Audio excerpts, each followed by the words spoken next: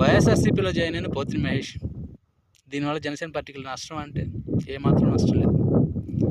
ఎందుకంటే జనసేనలో ఉంటూ వైఎస్ఆర్సీపీ కోవర్టుగా పనిచేయడం అనేది చాలా పెద్ద తప్పు. ఆ తప్పుని పోతిని మహేష్ చేశాడు. అది తెలుసుకున్న తర్వాత పవన్ కళ్యాణ్ గారు ఏ రకంగా గుడ్డిగా టికెట్ ఎలా ఇస్తాడు?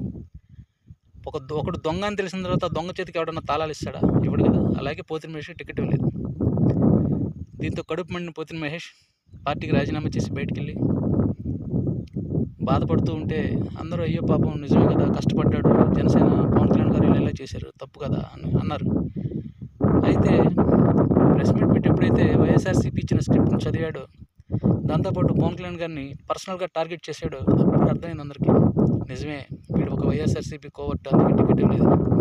అప్పటి వరకు ఉన్న సింపతి మొత్తం దొబ్బింది. ఇప్పుడు వీడు ఏ పార్టీలో చేరితే ఎవరికి వచ్చిన లాభం ఏంటి? జనసేన పార్టీకి వచ్చిన నష్టం ఏంటి?